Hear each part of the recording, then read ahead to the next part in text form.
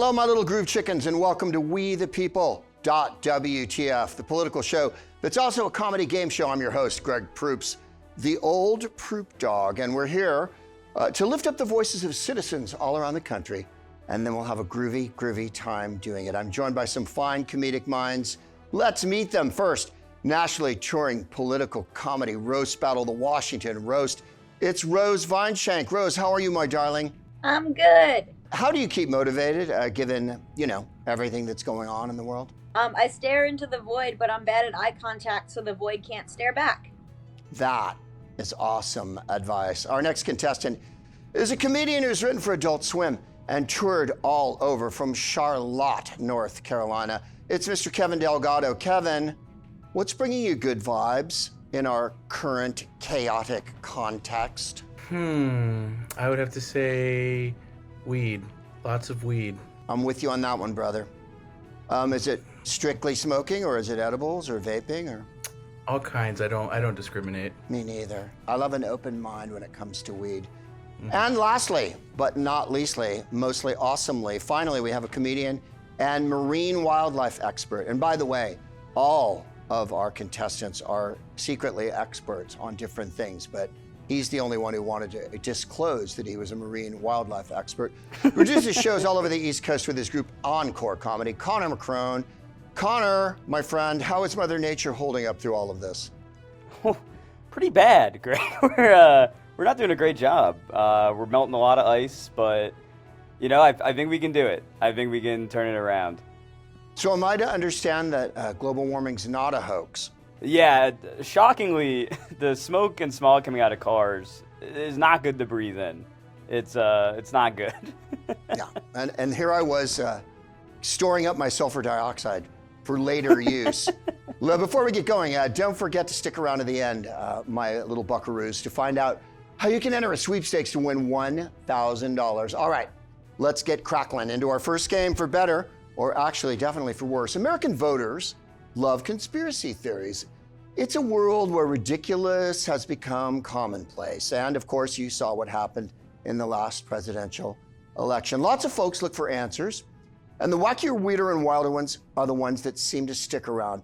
We help fit our need for the completely ridiculous and made up. I'm going to give you guys two totally disconnected things. This is how this works. And I'm going to ask each of you to combine them into your very own conspiracy theory. And they've written, and I want you to know that they wrote this and I didn't. This is the kind of theory that would make Marjorie Taylor green with envy. This is Conspiracy Combo. Our first conspirator is Rose, my precious love. The things you need to incorporate into your conspiracy are seagulls and inflation. Seagulls and inflation. Yes, that's right, Rose. Seagulls and inflation. Take it away. Okay, so the thing about seagulls, what do they want? No one knows. Do they remember top hits like the Mambo No. 5? We don't know, but what we do know is they scare ladies when the ladies have French fries, and the ladies are eating French fries because they're stressed, right? So you're taking these chronically stressed ladies who are just trying to get to the beach to just get away from it all, on top of raising two strong boys and having to deal with Harold at home, right? They want some boardwalk fries. What happens when they get the boardwalk fries? They get attacked by seagulls, their cortisol levels spike, and they need medical treatment. And you know who benefits from that? Big Pharma. And then they're just gonna keep gouging the prices of the French fries and the pharmaceuticals, and that's inflation. Rose, that's inarguable and very aptly put. Weirdly, here's one more thing. Do you know what happens when birds accidentally eat rice? What? They get bloated. That's also inflation. Is that true? It's connected. Yeah, they just keep getting bigger and bigger and bigger. That's why sometimes in the old days you see pictures of really large birds you don't see anymore, because they ate a lot of rice back then. I so want to believe you, and I kind of do. Now, all right, Kevin Delgado. Kevin, let's hear your conspiracy theory. And here are the two disconnected elements that must be connected. Potato chips and Atlantis. Go on, Kevin. Okay, I've actually been talking about this for a long time. Lay's potato chips sells you 75% air, right? Atlantis, underwater. How can a society of ancient humans, mind you, survive underwater if it wasn't for air? So how do they get that air? They get that air because they are funneling money to Lay's Potato Chip Corporation.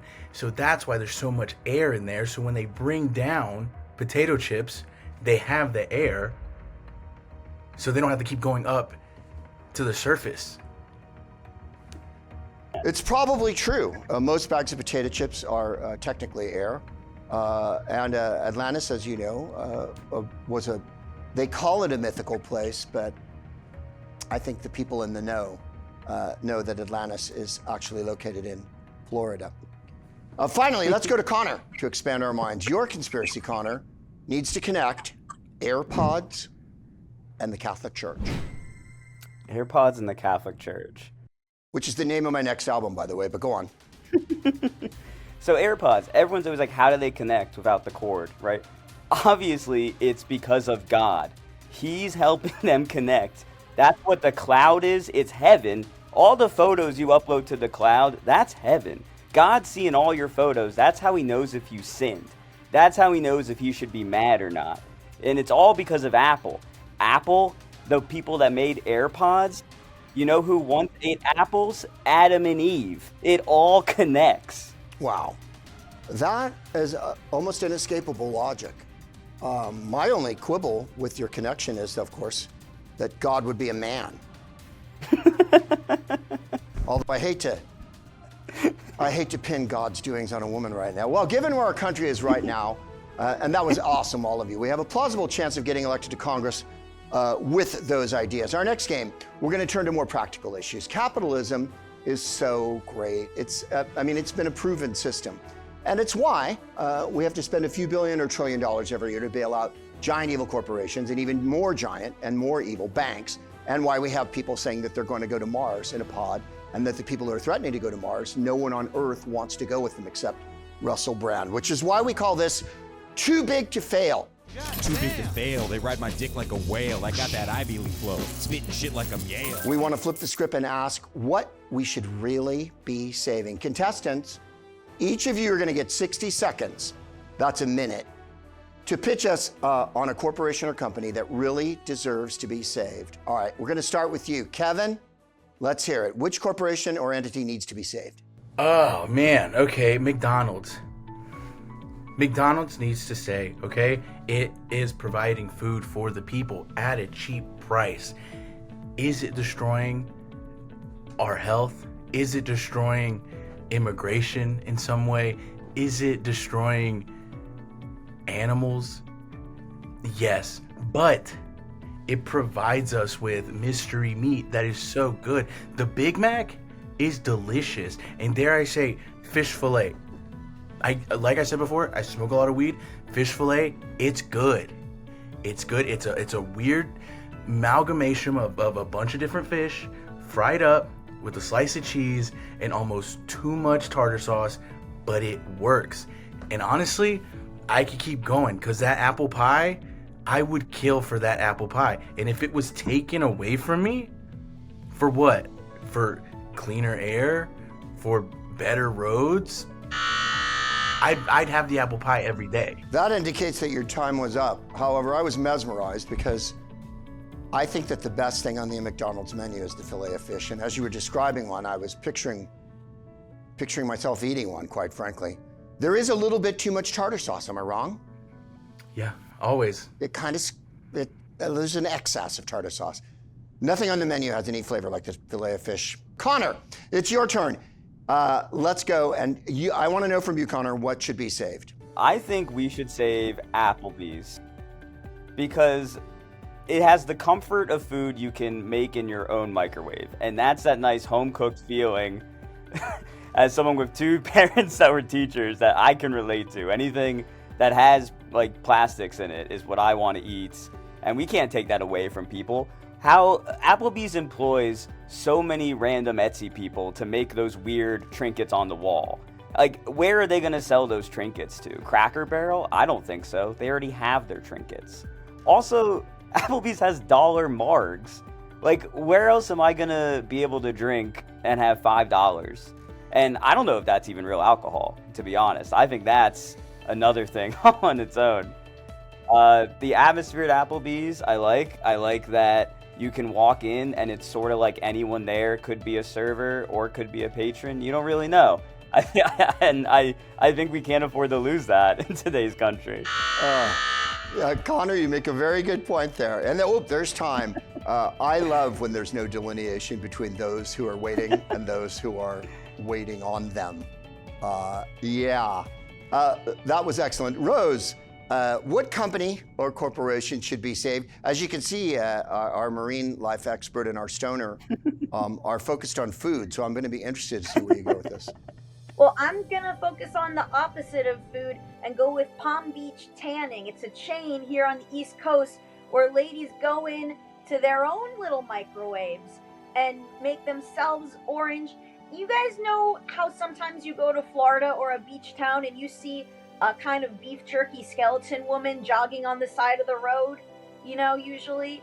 Those are women who go to Palm Beach Tan. And the reason we need them for our American ecosystem is because when enemies of America, our ops, if you will, come and try to figure out, should we bomb here? Did we already do nuclear stuff here? They see Susan jogging on the side of the road. Hey, what's going on?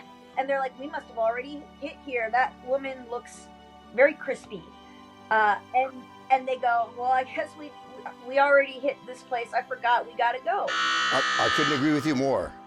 I was in Florida earlier this year, and I saw a woman riding a bicycle. And the people of Florida do leathery like nobody else, except maybe the Scandinavians. Kind of a saddlebag, catcher's mitt, very, very leathery. I would agree. All the purses I could never afford. Well, one day you'll stride into that tanning shop womanfully, as they say, and take control. Well done, everybody. Finally, let's get going. It's time for our flagship game. We're in an enormous flotilla here, and this is a fleet. And these are the captains of our armada. It's called Sign of the Times.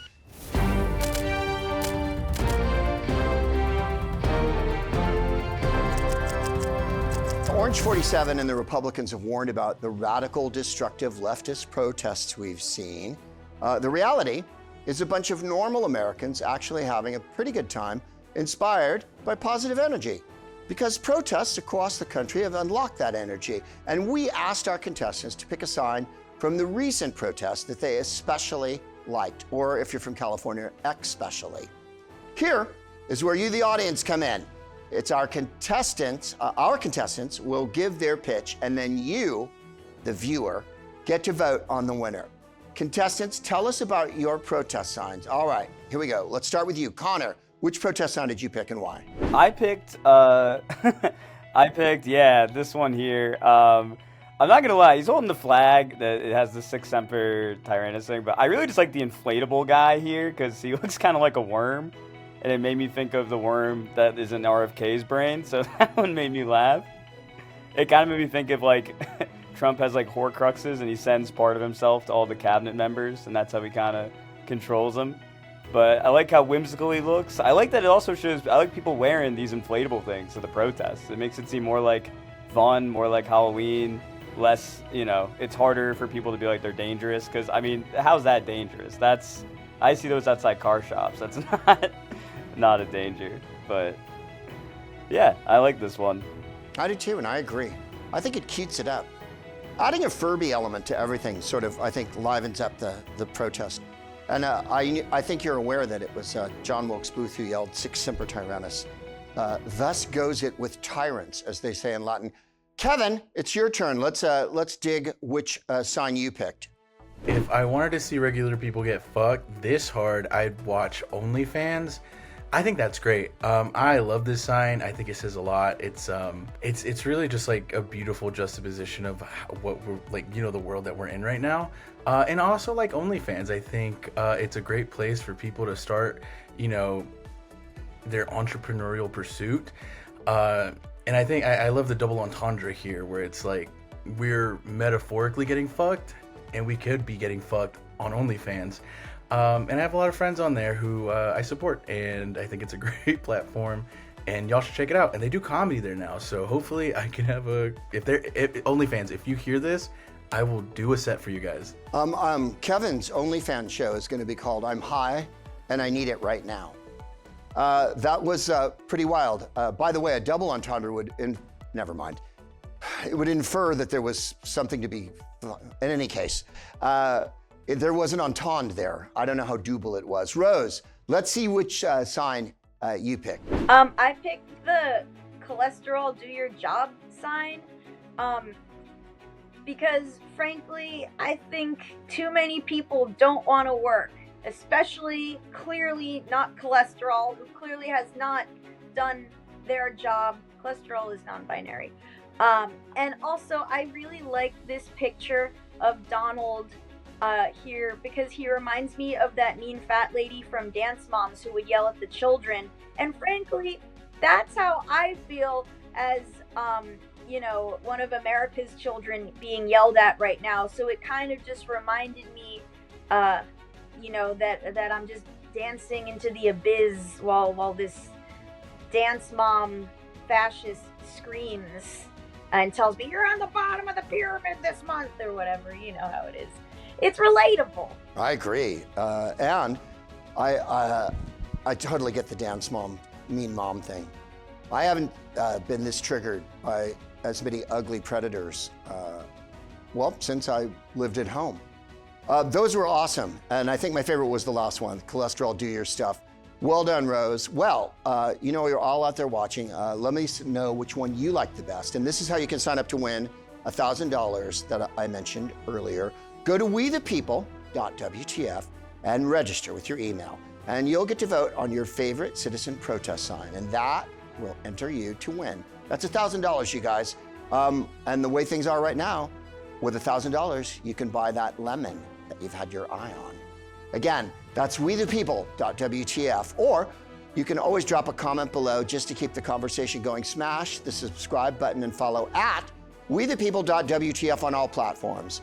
Follow our amazing comedians, Rose Vineshank, Kevin Delgado, and the aquatic Connor McCrone. Thanks for watching We the People WTF. And until next time, remember, democracy dies in darkness, but a republic rises in ribaldry.